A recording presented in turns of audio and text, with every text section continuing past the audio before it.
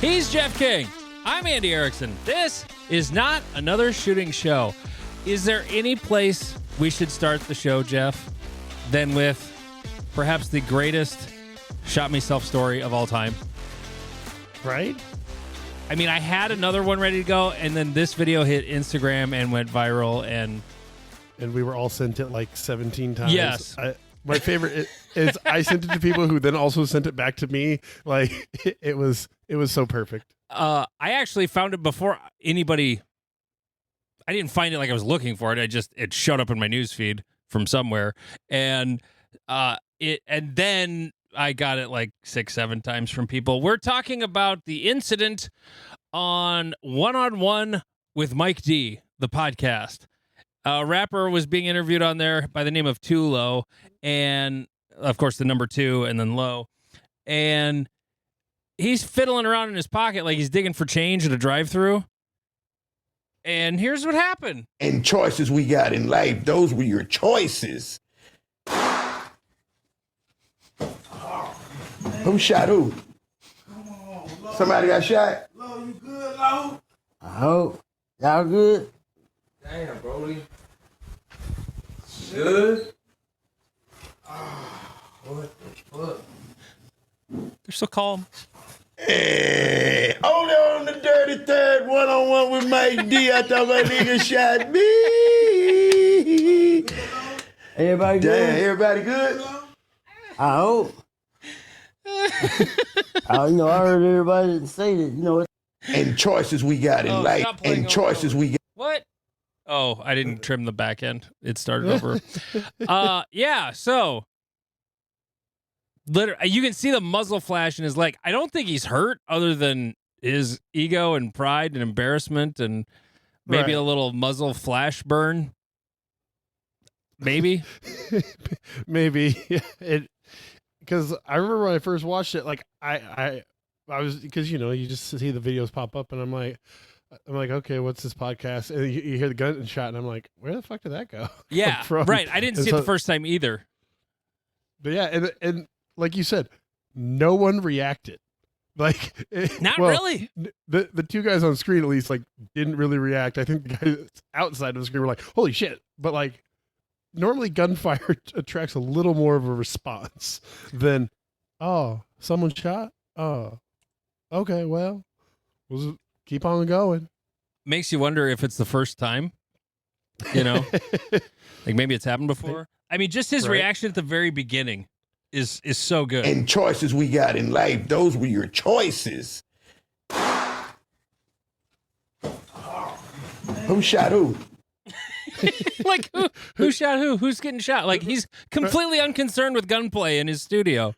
Right. It's one of those, like, that is a man who has seen gunplay before, and he's just like, oh snap, some people in a gunfight. That's too bad. Like, it's like when you watch like Band of Brothers or one of those military shows, and like the new guy shows up and an artillery shell lands, and the new guy's like, oh my god, and the veteran's like, huh.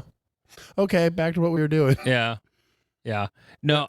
So go ahead. Someone messaged me and was like, so how you going to top this? I was like, maybe we'll have a gunfight live on air. Like, it's a high level. That's a high bar. I don't know that. I mean, with this little bit every week, I don't really try to top it. I just try to find another amusing one, just sort of pointing out the amazing regularity with which it happens. And it, like I said, it didn't. Dangerous. And but at the same time, kind of have fun with it. That's why, for the most part, I never do one where somebody dies. There's a lot of them. I can find one of those every week. There was awful.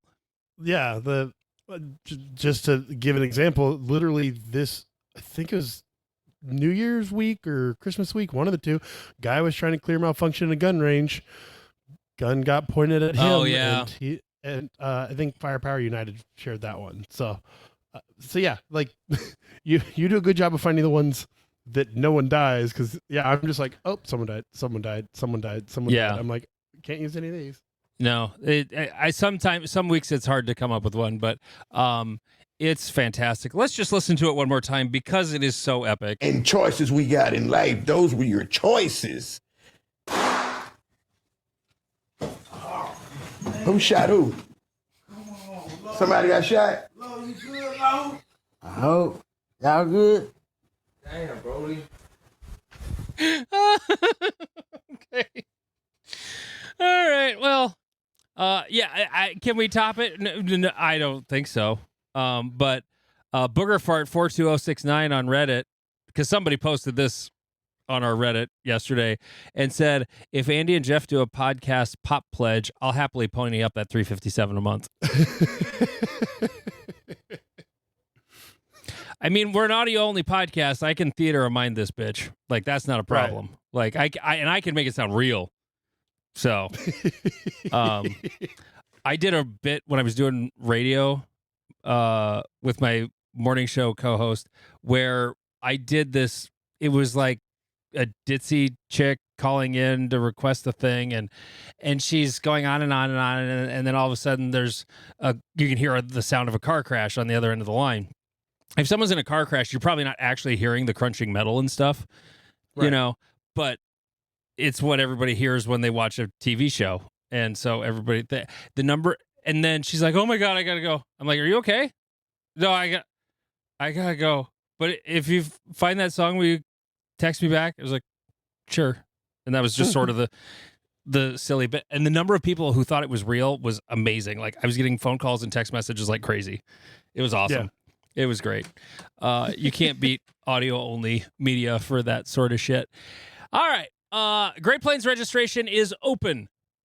Great Plains Section Championship. It is May 17th and 18th in Canton, South Dakota, which is 25 minutes from Sioux Falls, the biggest state in South Dakota. And as of the last time I looked, there were only 43 spots left.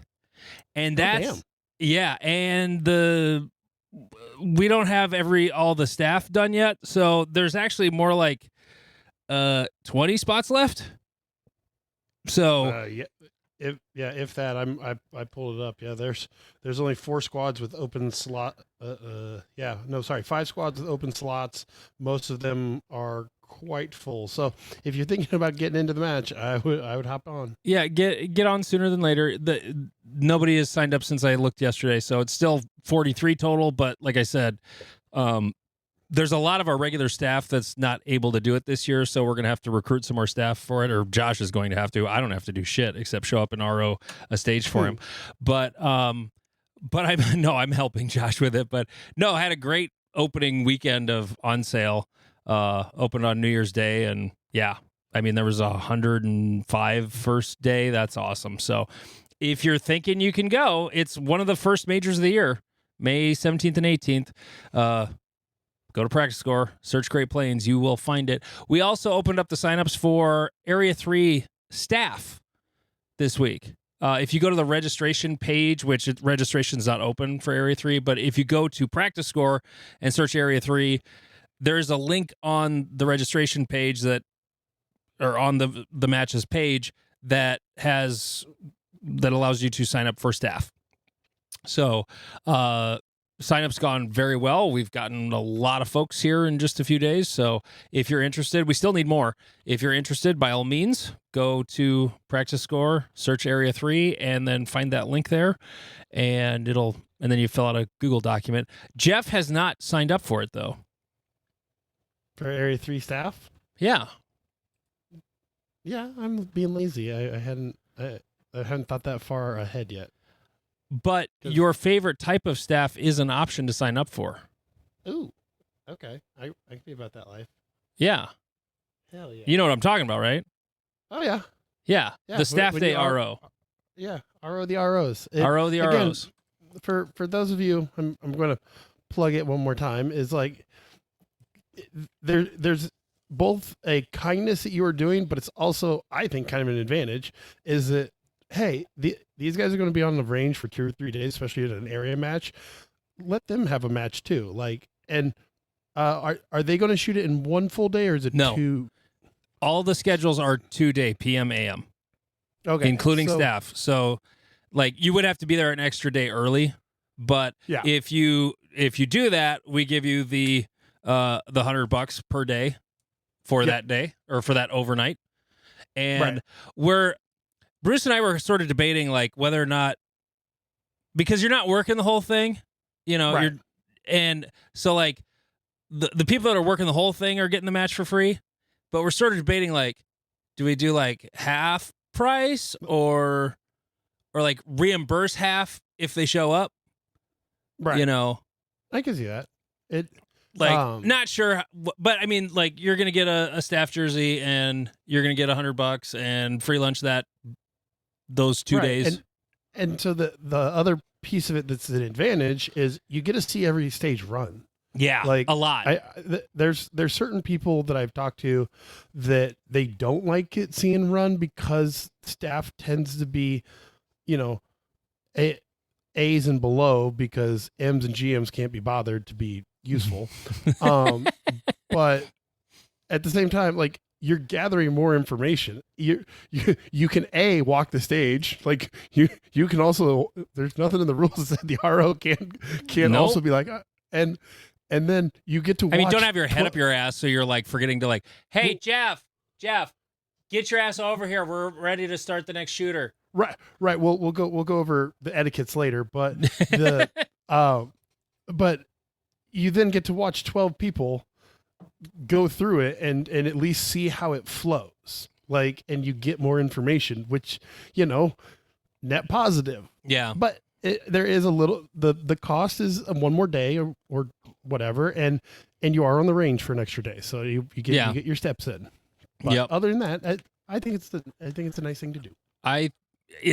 For sure it's I agree with your take on it. It's an advantage. You get to you're not walking, but like when the squads are walking the stage, you can walk the stage right with us, like don't get in the way of the guy who's first, but I think that's perfectly fine to do if you're going to do that because it's, and it depends on how many people we get to do it. Like Great Plains last year, we only had a couple.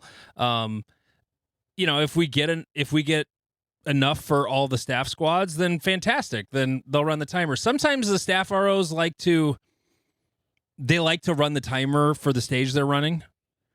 Yep. And I kind of almost prefer to watch it be run and figure it out.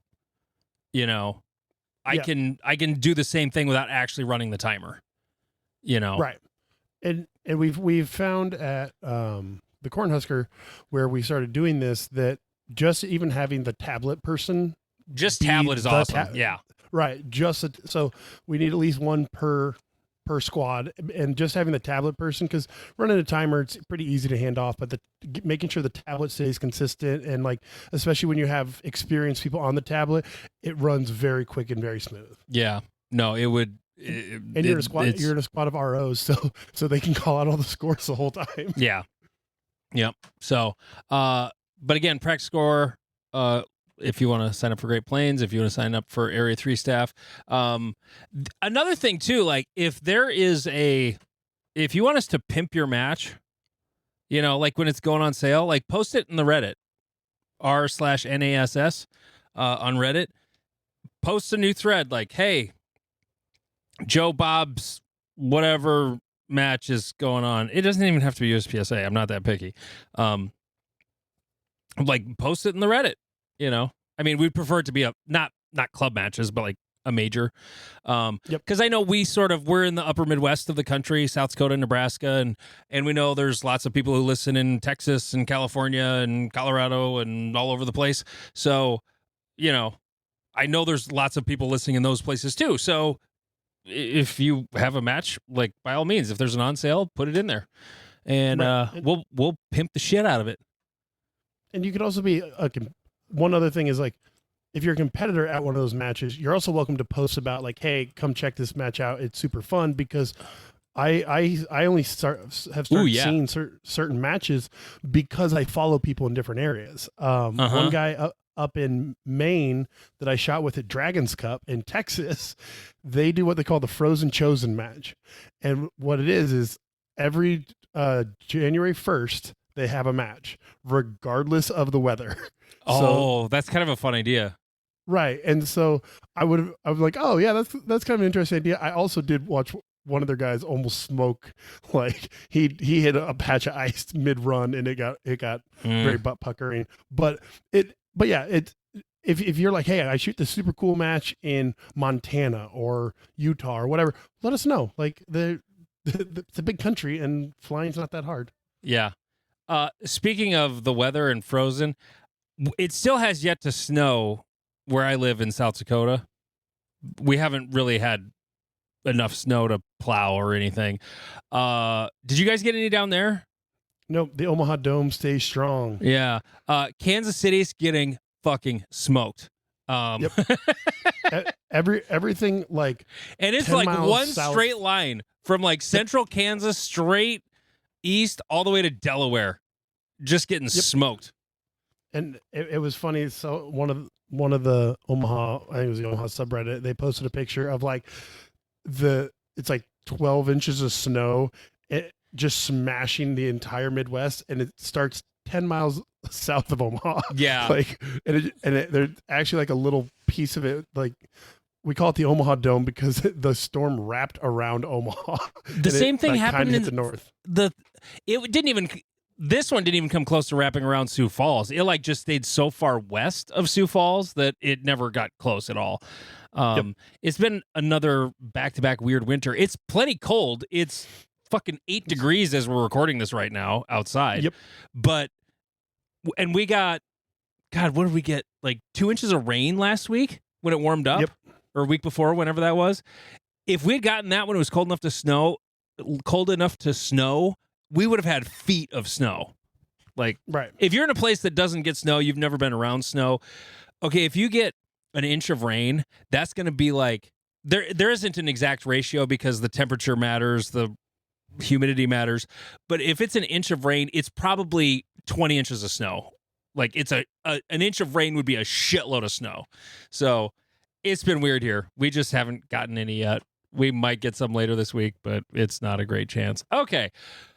Patreon.com/notanothershootingshow. Just $3.57 a month, and you get a second entire episode every single week. Please go subscribe. We really appreciate it. We're not getting rich, but it pays for software and a couple nights of Jeff's drinking. Patreon.com/notanothershootingshow. By the way, thank you for finally cashing that check. God damn, I hate it when people wait forever to cash checks. I was wondering how long it was going to take you to do that. Next time I just might. ADHD is fun. Yeah, I may have to Venmo. I might have to get a Venmo next time, just so I can get that. I hate it when there's that outstanding check. It drives me crazy. Zell's also an option. My bank doesn't like Zelle. I don't know why. Yeah. All right. So I think this was from the Reddit about the preparations for the up season. What preparations do you make in the off season to be ready for the upcoming season? Extra parts, ammo purchases, new gear testing. I would like to start this off by saying, fix your press. Which I believe my press is now fixed, thanks to my very good buddy Dan, who came over. He is very mechanically inclined. He likes to clean machines and oil them. That's like one of his hobbies, cleaning machines and oiling them. And then also, making sure they run right. He's got a Mark 7, so he's like next level. That's probably the number one reason I'll never have an automated press is because I'm too dumb to keep it running. Correct. Like they're not foolproof. They will break down. It's the open gun of presses. Yeah, exactly. It's the open gun of press. Honestly, any progressive machine is a open gun, really. Yeah. But that's even like more open gun. I think I got it figured out. The platform alignment was definitely part of it. He loaned me the platform alignment tool. I followed all the instructions, which are not well written, but I got through them all, and that really helped. I had realigned it, just eyeballing it down through the top, but having that tool really helps. So that was part of it. But while taking it apart in the order that it told me to take it apart and all the stuff that had to be taken off, I discovered there's a part called I believe it's called the indexer. It sort of looks like a hammer. It actually looks like one of the hammers from the hammer and sickle in the Soviet flag. Yep. And it's on a spring, and it pushes the shell plate around in a circle. Yep. And mine had a giant notch in it, and the spring was about 65-75% of its original height. I know that because I had a spare in the spare parts kit. So that was also a problem. It was causing other problems where it would jiggle back and forth, like it wouldn't go into the same spot every time. Another thing I changed was a friend of mine suggested, hey, trim a coil or two off of the detent ball under the shell plate. Then it won't like smack into place when it arrives. And he was right. It doesn't. It also doesn't really hold it in place very well. So that was another problem. So the term I had never heard until I heard Vince Hall use it. Drink. Stacking tolerances. I had a whole bunch of tolerances that were FUBAR, and it was causing problems with my press. Like I was bending decapping pins left and right. That was happening all the time. Dan also suggested cleaning the primer magazine tube, which looks like a primer tube, except it's where they're stored inside that black tube. And it was filthy. It's so filthy. And actually, when I took that tube out and I tried to look down, I couldn't see daylight through it because there's a primer stuck in it. Like the batch of primers all I was doing was cycling it through to make sure they would like show up correctly on the little disc, which they did after I'd done all that, but I hadn't cleaned that thing yet. And then I go to clean it and there's one stuck in there because it's so gummed up. I'm like, okay, well, maybe they were spinning in there because of that shit. So I only loaded 100 rounds so far because it's a new load and I'm testing it. So I don't, I haven't shot it yet. So I don't want to make 1,000 of them and then have them all be messed up in some way. So I loaded 100. I'm going to shoot some of them and then I'll be going balls out. But I think I've got most of it fixed. Dan found a problem. This was kind of neat. He found the primer seating assembly was jacked up on my press. Like I said to him, I've never taken this apart. Well, how did this happen? He's like, it came from the factory that way. I'm like, oh, okay. And you're supposed to be able to adjust the primer punch. It's the thing that actually pushes, like the part in that assembly that pushes the primer into the pocket. Okay. You're supposed to be able to adjust that up and down, but mine wouldn't adjust. It just spun. And so he tore it all apart and had to actually have me grip with a needle nose as hard as I could while he loosened another thing because it wouldn't come loose. And turns out it was cross-threaded and it was never going to be adjustable. So because he's a hell of a guy, he just did the warranty stuff for me and I'm just going to buy whatever else I need. And I'm just like, yeah, just tell me what it costs and I'll pay you because then I don't have to deal with it. Thank you so much. Because I was just going to go buy the $37 assembly and call it a day. He's like, no, dude, Dylan's got a great warranty, great service. Like, why are you doing that? Because I'm lazy. I just want to buy the thing and get it here and I'm done. Correct. I don't care. Right. I'm not worried about it. It's been a great machine for me for the last 7 years. It saved $37. You can spend $37. It's not a big part. It's not an expensive part, but he's like, I would just warranty it. I'm like, okay. So he already knows how to do all that because I've never done it, and I hate looking up and researching that. But anyway, so my press is fixed. As for getting ready for off season, I think I posted on our Reddit the other day that I began dry fire. Yep. And because when January 2nd comes, I start the preseason, I like to call it. My off-season dry fire. So my off-season's over. I'm now in the preseason. Yep. And I don't worry about live fire at all. If it happens, I'll do it, but I don't worry about live fire practice really for a couple of months. Like starting in about 8 degrees. It's certainly outdoor and shooting indoors kind of sucks. I don't love it. I'll do it like I do it for classes and stuff, but indoor ranges are oppressively loud. My ears are already terrible. You got to be around. You got to be around the other gun owners, and it gets terrifying when you're watching a dude with a Draco AK shooting from the hip into the ceiling, and you're like, "Well, no one going to correct this? No one at all? Okay." Well, luckily at Gary's gun shop, they don't allow rifles, so Nice. Well, they only allow pistol calibers, so they do allow rifles as long as they're 22s or pistol calibers. But Yep. but the but they don't allow. I mean, they'll let me get away with it if I'm the only one in there. But Yeah. if they're busy, then I can't draw from a holster. So that's kind of a drag. The indoor range I use a lot for classes is a gun club 30 miles from Sioux Falls, and I'm not going to drive out there just to practice. I will occasionally practice after a class or something, but yeah. So I started dry firing, and the Shadow 2 is definitely not like any gun I've ever shot before. I started dry firing with the Shadow 2 because it's the gun I'm least familiar with. Yep. And I'm kind of on the struggle bus with index and reloads. I knew I was going to be on the struggle bus with, but index, I'm surprised.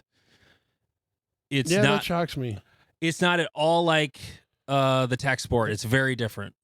Interesting. Well, then tells me not to buy a tac sport. No, it's not that it's not that I'm the wrong angle. It's that I'm not high enough, or am I too high? The dot is too high. I'm not bringing the gun up high enough because the tac sport's just bigger all around. Oh, gotcha. And so it tends to be if I lift it another millimeter, there's the dot. Like it's just out of the window above. But Yep. Anyway, okay. I just rambled for a whole bunch. Jeff, your turn to ramble. Yes. So my preparations that I've been making in the off season have been fuck all. I've been kind of just I was getting a little burnt out of the sport just with all the drama and all the shit, and I wasn't finding the joy that I used to, but I'm trying to kind of reconcentrate and get back into things. So my some of the things I have bought extra parts. I have not got around to installing them. I have a dot on my gun. I still need to Loctite it and then zero it. Ammo purchases. I bought my match ammo. Hopefully Supervel works again this year. And then I need to start reloading the mountains and mountains of reloads I have that I use for practice. I got to check in with Todd to see if he makes specialty rounds because he does PCC and pistol, and then he all does USPSA and Steel Challenge, and so he likes to tinker and tune, and I'm like, pull lever, do thing, pull lever, do thing. Like, I don't like that either. Right, I'm an idiot. And then like new gear wise, I mean, if I do get any new gear, it'll be either fixes for my current Shadow 2s or it's buying another Shadow 2. Like that's kind of the mindset I'm in. I've come to the realization that one of my guns is kind of shot out.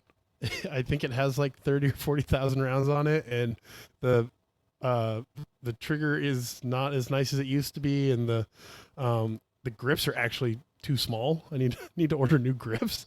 Like you've actually worn the grips down? I think, or they were like they like came in small, and I just didn't notice. But like I've always known that. No, I've always noticed that it felt a little bit different. But Steven held it at our last practice, and he goes, "This feels smaller for some reason." And when he said that, I grabbed his gun. I was like, "Oh yeah, these grips are smaller." So I don't know. I don't tend to play around with new grip. Every time I do, I just go back to the bogeys. The lock bogeys. So I don't know that I'm going to, because like Steven has the Ridgeback. No, but his are aggressive. Like they're unpleasantly aggressive. Yeah, no. Lane also has the what's Tampo Timmy's sponsor? Patriot Defense. Patriot Defense. They have ones that are obnoxiously like. Lane had to grind them down in certain places because they were so aggressive, and I'm like, oh, I think I'm too big of a bitch for those. But yeah, that's kind of what my off season's looking like. Is just kind of I trying to get back into the mindset, get everything.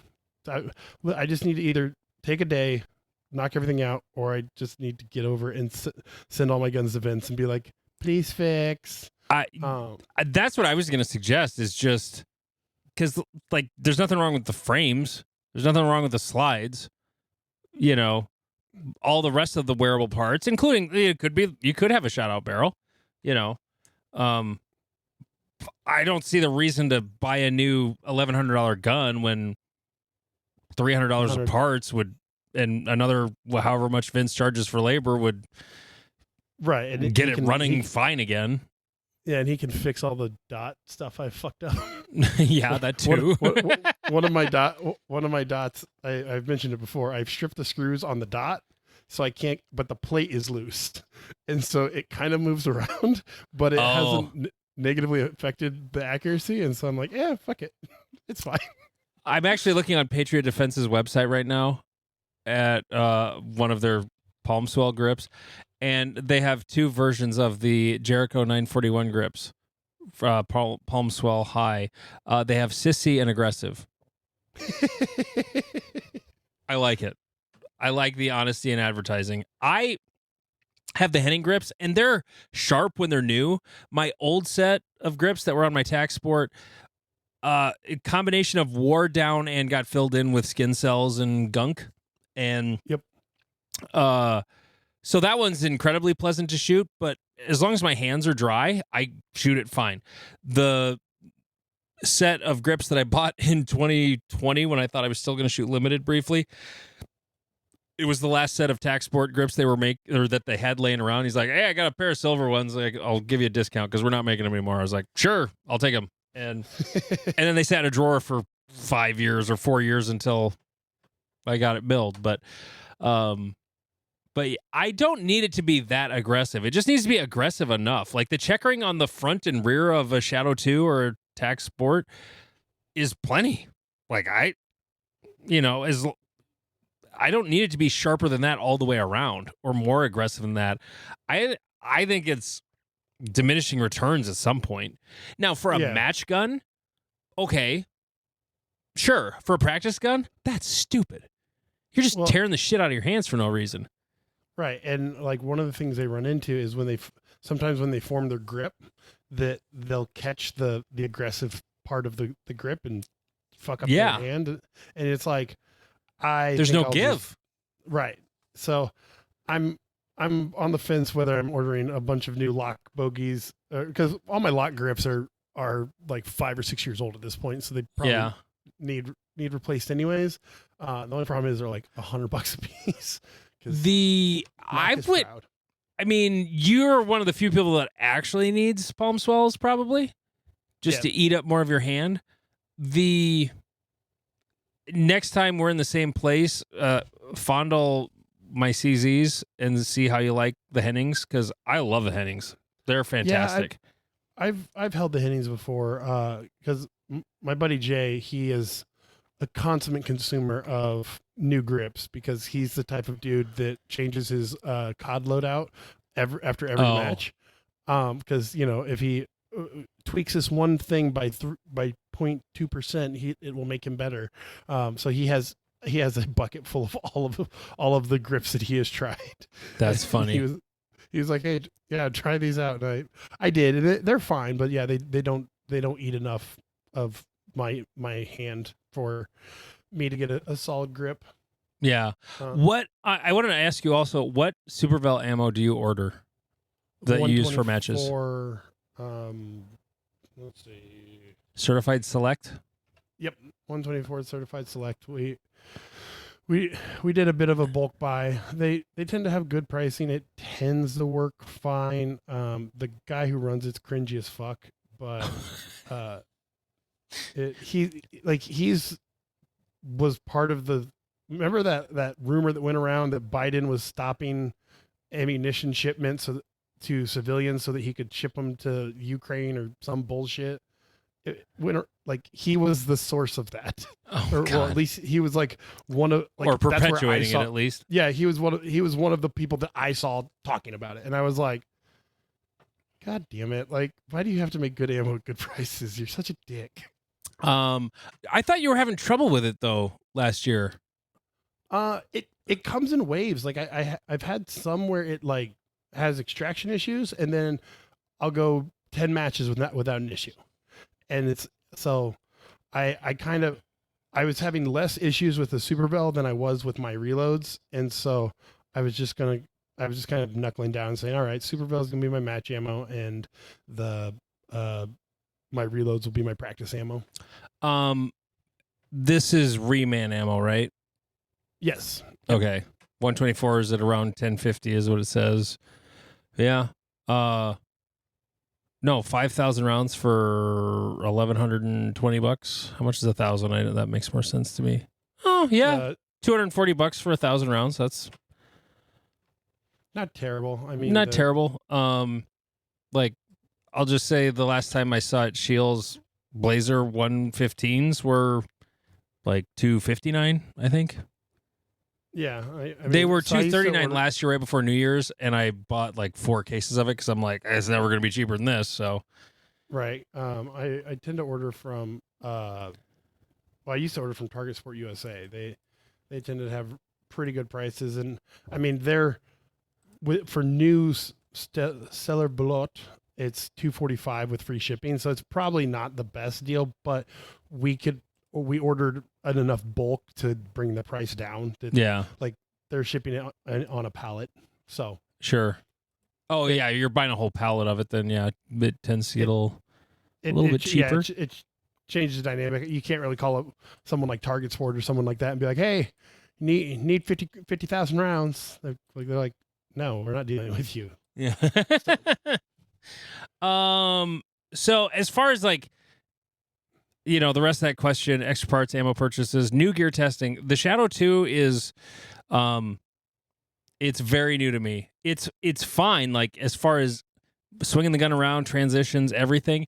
It's the thing I'm struggling with is the index and the reloads a lot. The reloads. Oh my God.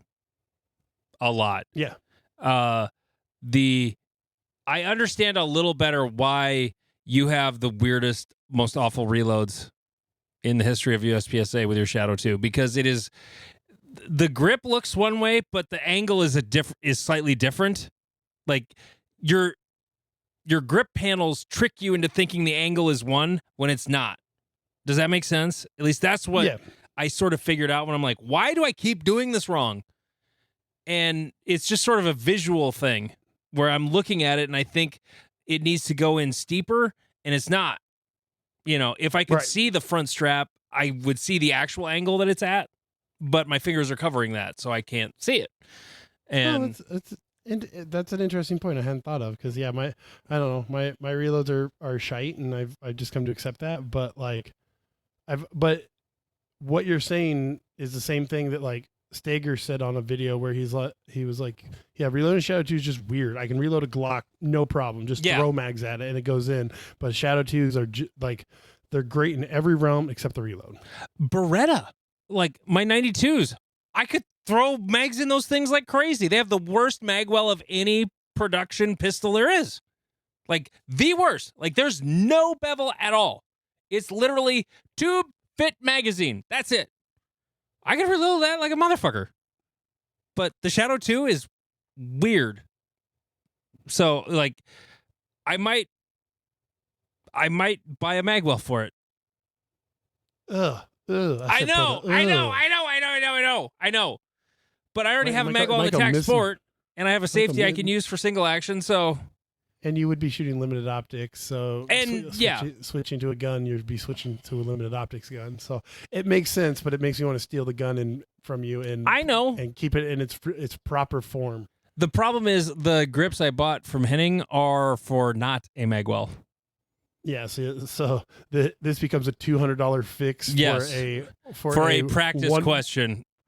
And a reload, one reload a stage, like twice a match. Exactly. So like I could either just practice reloading a Shadow 2, because then I can just shoot it and carry optics too. Yep. Or, dude, the more I start messing with, I was going back and forth with Tanfo Timmy over the last week. He sent out a Tanfo to get milled for. He's got a 40 cal Tanfo. He's getting it milled. He's shooting L10 at Great Plains, and I switched to L10 for Great Plains because. Yep. It's with major and shooting like production, but we still got a dot. Like I find it interesting. I think it's going to be fun. I really do. Yeah, it's different. There's a legitimate reason why you're shooting it different. Yeah. No, I mean L10 was completely unappealing and is still unappealing up until January 31st. Right. But as soon as January 31st rolls around, L10 becomes a division worth shooting. Now, do you think that does a 10-round magazine limit make it more interesting? I think that's also part of it because it's kind of like single stacker production. It's most like single stack in the major minor question. Right. The only difference is you have the same number of rounds whether you're major or minor. Yep. Whereas single stack it's 8 or 10. So, ooh, that could be like that's that's what made single stack so damn cool. Is minor gets 10 rounds, major gets 8. So if it's a hosey match, dudes would usually shoot minor, and some would shoot. They would have 40 guns, and just load the ammo softer. Yeah. So yep, I remember them talking about that. No, I'm excited to shoot it. I can't wait till the first match of the year. I'm shooting L10 in the first match of the year, even though I'm only 0.0022% away from fucking master in limited optics. Sandbag. I'm excited to shoot L10 with an optic and major. That's all. I never thought that those were words that would come out of my mouth. Are they redoing the classifiers for L10? They're gonna have to. Yeah. I mean, just adding the optic alone, you have to change it. Right. So, and the fact that it can be a frame-mounted optic, I actually looked at CZ Custom for how much an optic mount would be, because it doesn't have to be slide right. And I again, sort of like the Magwell, this is a $200 solution for a problem that doesn't exist at all. Really, it would just be to save the wear and tear on my optic. That's the only reason I do it. Yep. Because 40 guns are going to beat the shit out of optics. We're going to find out how durable a Hollow Sun 507 comp is when I start running it with 40. Now, having said that, I've got a regular 407 C or whatever it is on my 10 millimeter. But granted, I've shot like 100 rounds through that thing, maybe. So maybe 200. I don't know. Anyway, you tried to dry fire and got an owie? What? So, or did you talk about this? I don't know if I've talked about it or not. No, you haven't. Okay. I have something's wrong with my wrist, but I don't know what it's from, whether it's just because I'm getting old or if it's a boxer's fracture, a lifting injury, or from shooting. I don't know. My wrist was hurting, but so I attempted to dry fire and I was like, I don't feel like I can grip like I'm used to. So which wrist? My right wrist. So my firing hand. So it's like fatiguing my hand quicker than normal, but it could also be them just out of practice. It could be like your hands are out of shape. Yeah. Could be. Yeah. But you like lift heavy things and throw punches and stuff. I have a feeling this is unrelated to shooting. Right. It's much more likely that I like tried to block a kick and my arm was too low and took it mainly on the bottom of so it's like right above the like bone of your wrist. It's like an inch higher than that. So well, there's like 8 bones in your wrist. You got to narrow that down for me. So the big old nub on your wrist. So the big old bone. Like at the end of your side? Forearm bone. Yes. Okay. And so like 1 inch towards my pinky from there is where it hurts. Oh yeah, you're into wrist bones. That's the joint there. Yep. Okay. Yeah. So I'm not 100% sure. I go to a physical therapist on a regular basis, so I'm going to have her check it to see if I need to do anything with it. But it's probably I just need to let it rest, and then I won't ever have a situation where I can let it rest. Yeah. But so that was, it's annoying. Like trying to overcome injuries and work around that. I can't imagine the guys that actually like have to use their bodies for like construction work every day. Yeah. Like, oh, let me go do Shadow 2 or let me go do dry fire practice. This will be fun. Yeah. Like Owen. Yeah. Like, I mean, because he posted a picture laying in the hospital on the Reddit and was high and entertained. But that was, so I had a very man moment there. Because he sent me the picture and I was like, oh damn. And like I was like, you should post that to the subreddit. And then like a couple hours later I'm like, you never asked him why he's there. No, You I never asked just, him I if he just, was okay. no, it was just like normal NAS Reddit shit talking. I said, I hear the outie to inner procedures are pretty smooth. Right. And he responded BBL for life. And so like I later was like, oh hey, like, is this a serious issue that I'm not giving enough credit for, or is this like a surgery that you didn't mention, or like a planned surgery? He's like, oh he had appendicitis. So Shit. Okay. I don't know that's too much information, but like, yeah, he had appendicitis. So, Oh. but yeah, So not a big deal, but not nothing either.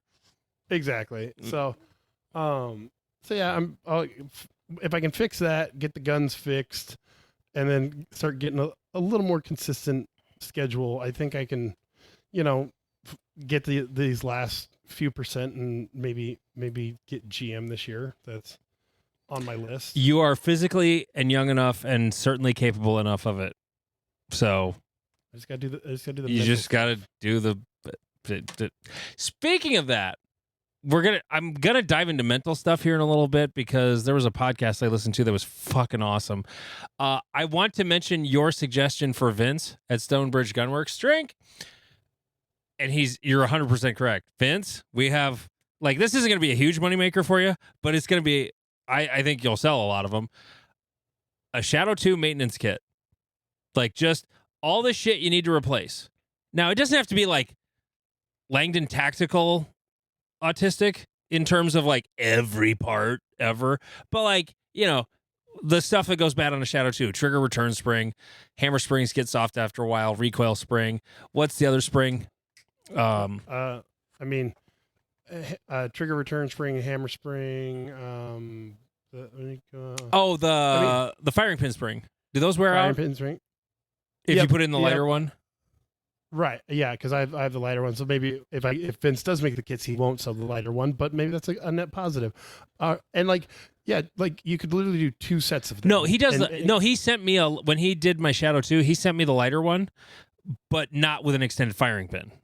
Oh, the extended firing pin. That's the Rammy spring with an extended firing pin is the dangerous thing combo. Right, but literally, the idea I had for this was have one kit that's just the yearly springs. Hey, every January I buy this, and then have a one that's actually got a firing pin, an extractor, the full emergency kit, and offer them as I will pay extra to not have to go through the website and find every single spring and order them in bulk. Absolutely. If I can wait. No, I have the solution. Vince, I'm going to make you a pile of money. Subscription springs. Get people on a subscription of Shadow 2 springs, and they'll forget when they sell their gun. They'll just keep getting springs in the mail, and they won't know why. And you'll make a pile of money. It's the way to go. I'm telling you, subscription's the way to go. All right. Okay. Speaking of the mental game, you were just talking about, Jeff. There was somebody asked us in the Reddit a while ago, and we never got around to it, but we're going to get to it now. They said, completely mind lapsed the stage, thinking I hit all targets, but ended up missing a couple, walking past them. How do you discipline your minds to ensure your walkthrough on stages equates to an actual run? Me visualizing the stage was great in my head, but poorly executed. Okay. I know this may be only particular to newer shooters, but why, after walking a plan several times, does it go to shit in the heat of the moment? Would appreciate some well-experienced thoughts on how to combat this. Well, you don't want to ask Jeff about this. I actually have a very good response to it. Oh, okay, go ahead. So part of it is your expectation and the I'm going to call it the fantasy of how you're going to run it in your head is different than what your ability is. You mean doing stuff that's outside your ability? Well, you're to give an example, you're going to say, someone's like, okay, I'm going to come into this position and I'm going to smoke these 3 targets, blah, blah, blah, blah, blah, blah, and I'm going to start moving on the last target. And you're like, why do you think you can do that? Have you done it before? And you're just saying, I am doing the thing that's already in my arsenal? Or are you assuming you're going to get this next level to quote the fight world, you're just going to see red, and that's just going to make you a good fighter. And so having a clear expectation of what you can accomplish is very important. And then I agree 100%. And then one of the things that I do that I don't do it well, but what I do is I break stages into chunks. So I've almost got like chunk A is these 3 targets, chunk B is these 4 targets, chunk C is these 3 targets. And so I'm basically, okay, I did A, now I'm going to B. Did B, now I'm going to C. And so I'm not saying, okay, on this target, and then I'm going to go to this target. And then from this target, I'm going to go to this target. I'm literally saying, I'm in A, do the things that make sense in A, go to B, do the things that make sense in B, go to C, do the things that make sense in C. So that's how I break a stage down, so that there's not too many moving parts. I agree with you. I break the stage down the same way you do initially. Like when I'm first walking the stage, that's what I do. Okay, I'm going to have to come here, and well, actually, that's not the first thing I do. The first thing I do is find all of the targets. Like, know where they're at without walking the stage and thinking of a plan. Like, just go find them. Go to the stage brief. How many targets are there? There's 8 paper and 2 steel. Okay. So I go and I find 8 paper and 2 steel. Where are they? That's really step 1. That's how you don't miss targets. This is not my idea. This is Steve Anderson's idea. More on that in a moment.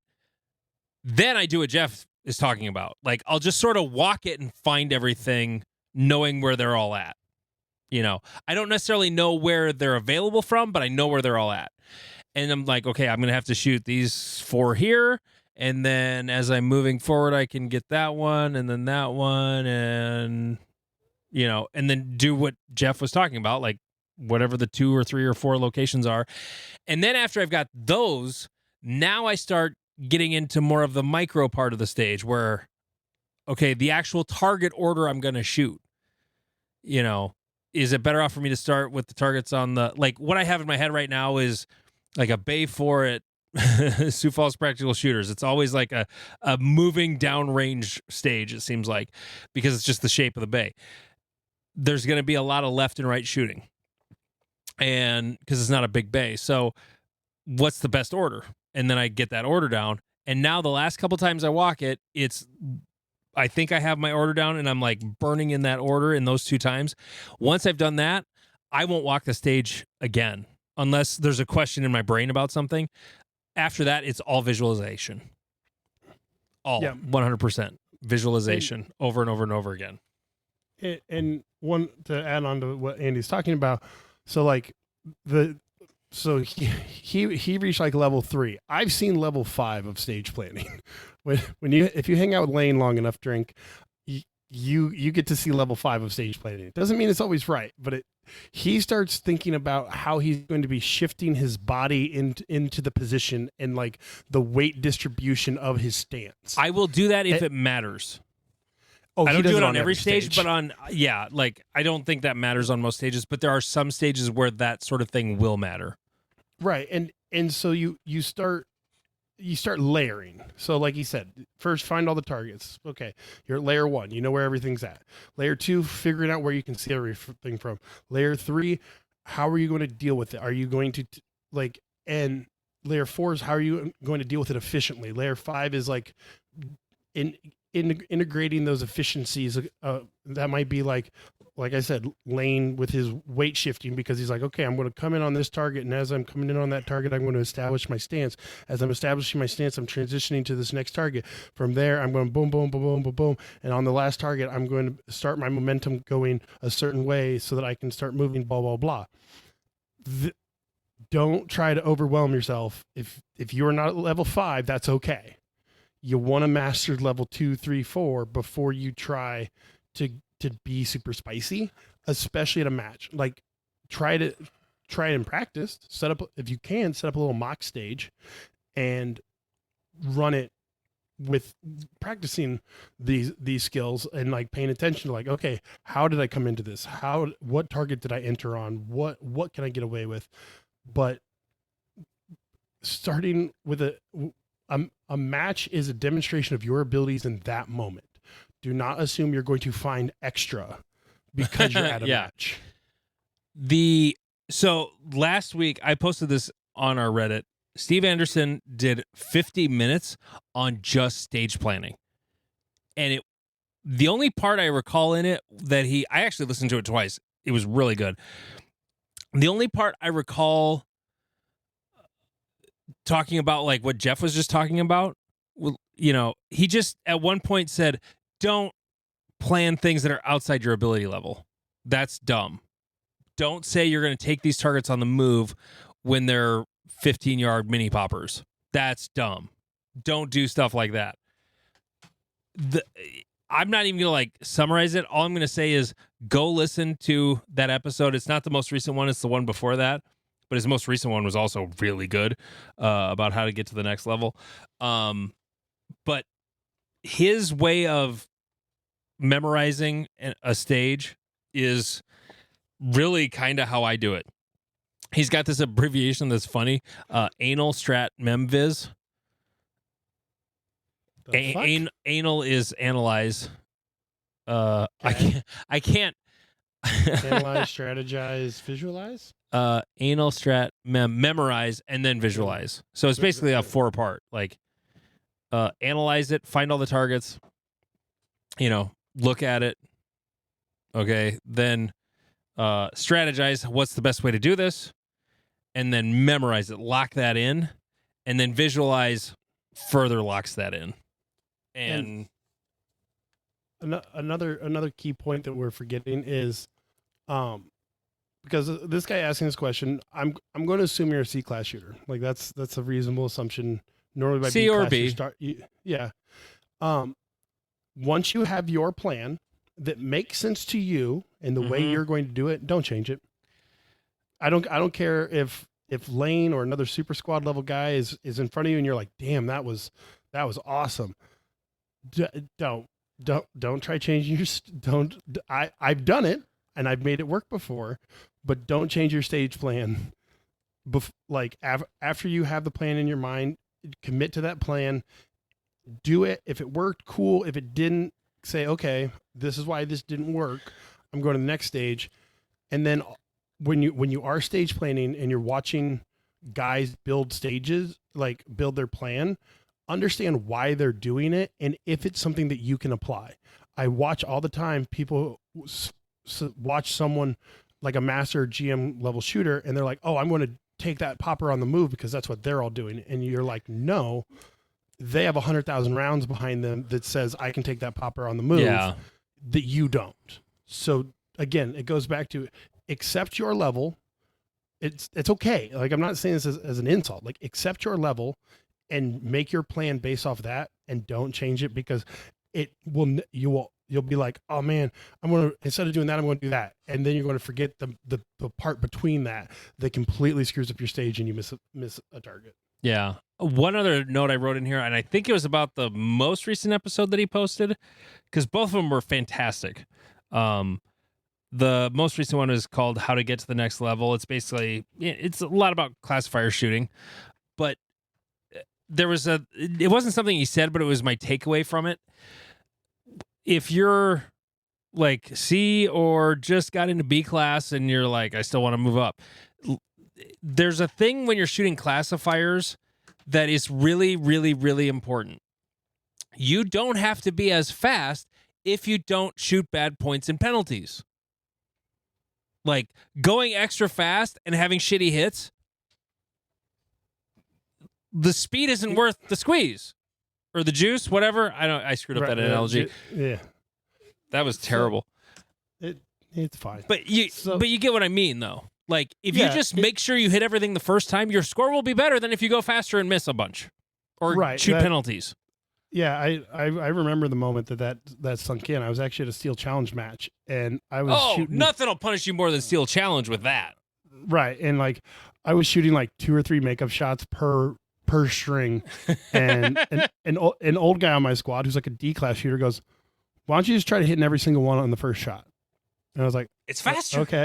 Okay. And I did it, and it was like 2 seconds faster. He goes, "See?" Now stop Just doing make that. sure And I was you like, hit shit. right. Well, and, Don't go slow. We're not saying go slow. Right. It's doing the task at the speed at which, again, that you feel comfortable doing it, and build, and you'll have to build that speed up as time goes on. But trying to push your speed is where disaster happens. Yeah. Go like if you ever want to, like, I haven't seen him shoot in a while, but like someone like Matt Hopkins or Scott Arnberg, if you watch them shoot, they're never going to be fast. They're big dudes. I know they both lost a bunch of weight, and I think one had the knee replaced or something. So like, they have this ability to look at a stage, and they just don't stop shooting. Yeah. It's not fast. They don't run. Nope. But the gun never comes down, and it never stops shooting. Especially And so- Scott. If you ever get a chance to watch Scott Arnberg shoot, like, he's not fast on his feet, but his gun doesn't stop going. Like, it's just pop, pop, pop, pop, pop. Like, his gun is shooting the whole time. Yep. And so you again, you're probably not going to win against a JJ Rakaza or those fast dudes that can also put the points behind it, but he will stomp C-class shooters walking a stage. Mm-hmm. Like it's a remarkable thing to see, and it just teaches you efficiency is the goal. Watching someone like Lane shoot is another one of those, like, he rarely looks fast, especially before this last year or two. Like, he never looked fast. He was just so efficient that it just worked. Mm-hmm. Like Ben Steger in his prime, he never looked as fast as the fast guys. He was just so efficient. Like, Yep. I mean, compared to, most people, yeah, he's really fast, but you watch him shoot and it's like, that isn't wizardry. He's just shooting as fast as he needs to. Eric Raffel too. Like, a lot of the videos from CO Nats, he wasn't exceptionally fast.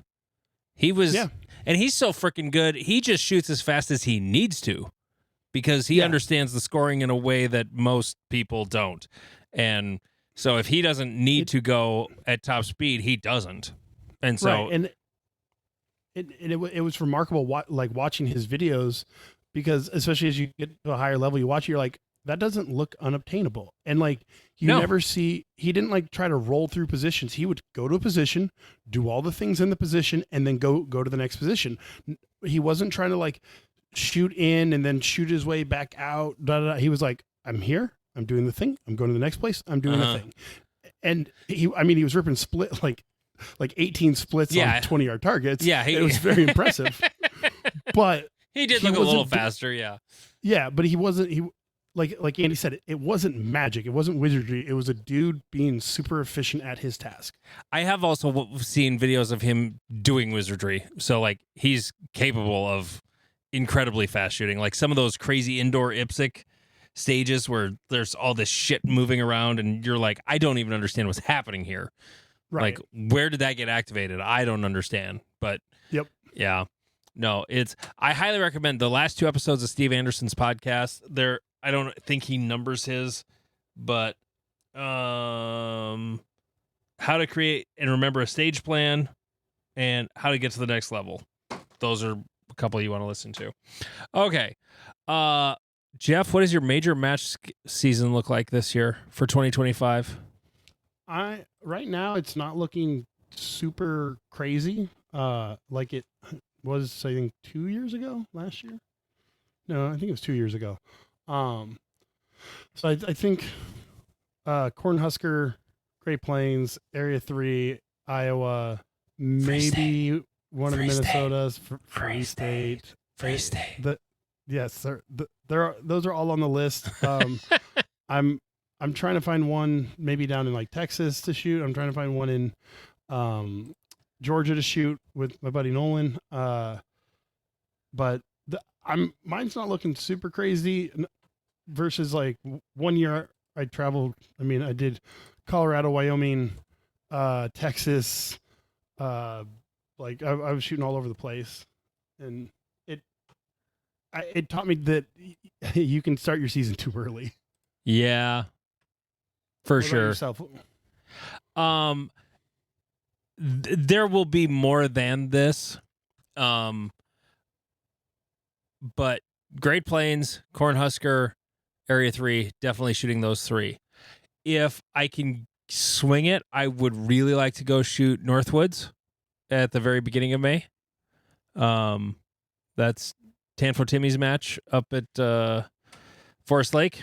Would like to shoot that. I basically any match I didn't shoot last year, any match I shot last year, I kind of want to shoot because I didn't shoot that one last year. I want to go shoot that one.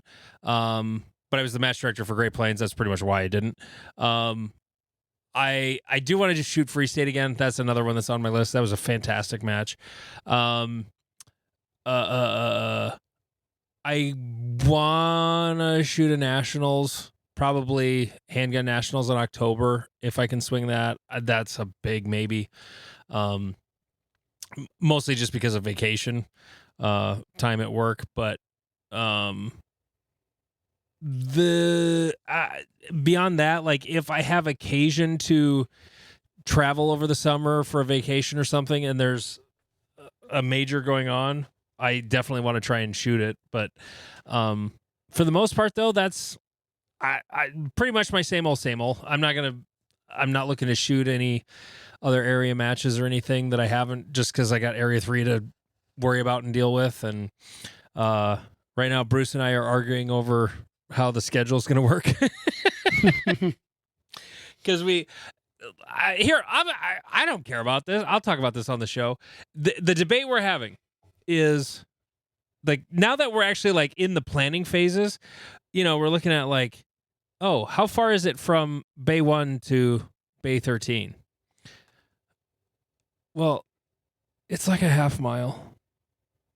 Jesus. The range is fucking huge. It's really big.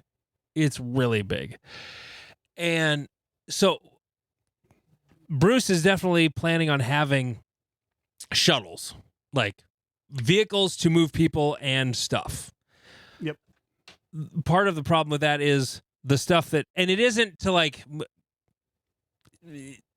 I guess part of the problem is people have carts, and carts are not easy to load onto vehicles. Okay. Right. And to get people to not use carts and just haul bags around is going to be really, really hard, because when they go to a major, they've always got their cart and their cooler and their fan and their whatever. Late September, I don't think you're going to need a fan. So he sort of leans, just do all of them in a row like Area 3 at Grand Island. And I'm like, but some of these guys are not going to jump on the shuttle, and they're going to walk, and it's uphill from one end to the other. And it's not quite a half mile, but it's close. I'm thinking 2 zones, but then we were thinking of an odd number of bays. So it's like this debate we're having back and forth in this planning stage. And if you're a prospective match director, these are things you need to think about.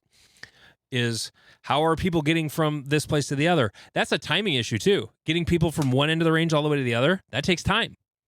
And it messes with the time on the first stage of that side. So do we split it into 2 zones and they just rotate within the 2 zones? Right. Which is they shoot the other zone the other time that they're shooting. And Bruce disagrees. I think we should do 2 zones. And he disagrees because the math doesn't work out, because we have 6 and 7 stages. So he's like, well, maybe we should cut a bay. I'm like, or we just turn chrono and prize table into a stop. So, that would make sense. Yeah, that makes sense. So it becomes 7 and 7, and that 7th one is chrono prize table. And you have, I like that one because the way Area 3 did prize table 2 years ago was a bad way to do it, and having a distinct like, hey, stop here, let's do prize table, is a very good way to handle it. Yeah, we did that at Great Plains last year, sort of. It was sort of patterned after the way you guys done it at Cornhusker lately. And then also Free State did it where it's just like it's a stop along your way is when you go to prize table. So it's kind of funny. I'm like airing the laundry of me and Bruce going back and forth. Like, we're not pissed at each other. It's just sort of differing ideas and trying to figure out the best one. And like, I've come to realize like, okay, my idea of Because I was thinking we have the 6-stage schedule. Will we just make sure they all take longer? You know, Yeah, they take as long as the 7 bays do, you know, Right. which is a thing you can do, but you're going to have to time it, you know. As long as they end around the same time, everything's cool. But if they don't end around the same time, then you got a problem. So, and I am actually, like, obviously I want the stages to be good, but the thing I'm really going to look at is flow. Like, if we have like 6 great 32-round field courses, I'm gonna be like, this is cool, but I'm cutting 2 of these for sure. Right. Because that one's going to take way too fucking long to reset. This one's going to take way too long to reset. They're automatically getting tossed, even though they're great stages. You know what I mean? Like, you can't just like throw stages in bays when you've got 300-400 people coming to shoot and think it's going to go well. Like, you got, like, match flow is really important. So, how do you like that, Bruce? Just throwing out our arguments over email. That's kind of fun. Well, you like you were saying, you get more perspective because there's a dozen match directors and a couple board members listening to this, and they probably be like, oh yeah, we run it this way at our club, and this is what makes it work. And like getting that information, because our sport is so localized that most clubs don't know how other clubs do shit until they show up at that club. I remember our club didn't know about the hammer drill bits for driving nails in. Oh, yeah. Until Tom Ingalls showed up at your club and was like, order 5 of those right now. Like, Yeah, the Shooting Sports Innovation hammer drill bits for nailing fault lines and stuff down. They're awesome. Until it's time to pull the stakes back out. Well, after it newbies can be have because some people driven get a them. little excited. They leave like, the hammer this drill is on. easy. Yeah, they leave the hammer drill on a little too long. Like, Yep. this is not permanent. We want to pull this out later. So, like, when you think it's down, take it off. It's probably good. But any range that has one of those, they also need dedicated nail pullers. Yep. A guy at my club actually designed one. He's a welder by trade. He fabricated something. It looks like a conduit bender. So, Okay. like, because if you just put like a pry bar under it, you're going to bend all the nails. And it's got Correct. this big, huge roll on it. And it just pulls them out so gently. And it doesn't bend them. It's fucking Ooh. genius. I told him, I was like, dude, we'll take 12. Yeah, exactly. I was like, dude, you should just make these and sell them. Like USPSA clubs will buy this. Or they'll Right, rip off the design and make their own. But Right. Another like quick little thing, steel pullers or picker uppers. So if you have poppers that are on hinges, get a little piece of metal, put a Rebar. hook on the end of it, and then you just hook it on the popper and you pick it up so you don't have to bend down every time. They're a lifesaver. And it was a random dude in Columbus, Nebraska that was like, oh yeah, we had this extra metal, so I made these because I don't like bending down. And I was like, why aren't these everywhere? I don't understand how this has not, but yeah, people tolerate it.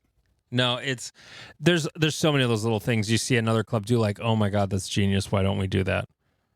You know, if you're not ripping off ideas from clubs you go to, you're dumb. Yes, there's no new idea. Like, No. I always joke with people. I'm like, I didn't figure out how to punch. I got taught how to punch by a guy who got taught how to punch by a guy who got taught how to punch. Yeah. Like I'm not stealing the information. I'm regurgitating the information that was passed down Yep. through the lineage. That's what I teach with shooting. I mean, some stuff I figured out, but it's not new ideas. Some of it is stuff I figured out, and then I'll come across, oh, somebody's already talked about that. That wasn't an original idea. Never mind. Okay. Yep. Like, I basically have no original ideas. All right. Well, let's do one more thing here before we go. Do you think any gun laws will change in 2025? I thought it would be an interesting question because we have a different Congress. Mm-hmm. And there's always talk about how gun laws are going to change. I'm at the point where I don't believe that any will change, but I could also see them changing for the negative. So I think I don't know. What do you think? I don't think we're going to see, at least not this year. Before Trump's term is over, I think we could see something meaningful. What that'll be, I don't know. I have nothing. I'm going off nothing. I'm just gut feelings. Like, for the most part, I don't think really much is going to change at all this year. It may change drastically in states individually. But like in my state, there's not a whole lot that's going to change, Right. Well, and then the Supreme Court, I can't remember if they have any cases in front of them. It was just it popped up as an idea again, because a lot of people are like, oh, Republicans are in charge again, da da da da. But also, the last big major gun law we had was because Reagan got shot, and he was like, yeah, fuck your machine guns. So it's I don't know. It popped up as an idea. I wasn't sure there'd be much discussion because it's predicting the future that we literally weren't sure if the Speaker of the House was going to be reelected. Yeah, that was pretty close. Yeah. Things that I think could actually happen. I know it's been going around like, oh, nationwide concealed carry. I don't see that happening. Nope. Unless I would love for it to. The other direction. What's that? Unless you're willing to go the other direction. What do you mean? So, if you guys are willing to go to like California's level of training requirements and yada yada yada, it would be much more likely for them to be like, oh yeah, we'll totally, like, if we're all on the same. It's kind of like a driving test. We all take about the same driving test. Yeah. But we don't all take the same CCW test. So someone in New York or California has a much different CCW test than Nebraska used to have. California is kind of a bad example because it's county to county in California. So like requirements are different statewide. Right. I don't know about the permit process, but I know it's very like the permit process is different county to county, but I think I'm correct there. But like other states, we have an optional strict permit that you have to take a class for, but you don't have to take that. You can just carry a gun here, Right. Or you can get like the basic permit that's good in most states, but a neighboring state that most people want is Minnesota, and the regular permit is not accepted in Minnesota. So yeah, well, whatever it ends up being, I don't know. But the thing that people talk about is reciprocity, like nationwide reciprocity. That would mean an agreement where all states validate accept every other state's license. And that would, even if it passed, it's going to end up in the Supreme Court and it would become a states' rights issue, and I don't see it surviving that. I'm no expert, but while I believe in the individual right of self-defense, I also believe in a state's right to pass legal laws that they choose, even if I disagree with them. So, yeah, I don't know. It's a tough question. The one thing I would like to see more than any, like a federal gun law passed or change, remove suppressors and short-barreled rifles from the NFA. Those are the two I want gone yesterday. The rest of it can stay. I'm fine with that. Like, don't love it, but especially suppressors. Like, the suppressor thing is, the short-barreled rifle is equally stupid. Like, it was a loophole cover that didn't get repealed when the thing it was covering a loophole for was removed. So, actually, that's even more stupid. But I would love to see those both removed from the NFA, like yesterday. Yeah, it would be interesting. I know during the first term they said they were going to remove suppressors, but of course that never happened. And then they became really easy to get under Biden, which has been quite hilarious. That is interesting that they're well, not easier. It's just as difficult. It just doesn't take as long. Well, I mean, yeah, the 6 to 18 month waits have turned into 16 to 18 hours. Yeah, well, that's a little extreme, but I mean, most people are getting them within a week or two. Yep. And now. so the conversation around it was changed completely. I had a dude who lives in Japan who's like, hey, yeah, I'm moving back to America and I'd like to get a 22 and I want to put a suppressor on it. But like, going through all the things, I'm like, homie, you only have to wait a week to get, if like that one breaks, you can just get another one. Yeah. I mean, sometimes it takes longer to get a new gun shipped to you than it does to get your stamp approved. So, I don't think it's likely that those will get changed because, the government likes their income and, they're making it faster now. They're getting those, and they're probably getting more $200 tax stamps paid because it doesn't take 9 months. And people who are like, I'm not waiting that long to pick up my property are like, I'll wait 2 weeks. I don't want to wait 9 months, but I'll wait 2 weeks. Sure. Yeah. So I have a feeling the government's making more money off of suppressors now and SBRs, but yeah, I don't really see it actually changing. I'd be glad if it did, but yeah. It's a fun thought exercise. Anyway, so on that note, thank you so much for listening. Patreon.com/NotAnotherShootingShow, just $3.57 a month. You get an entire second episode every single week. He is Jeff King. I'm Andy Erickson. This is Not Another Shooting Show.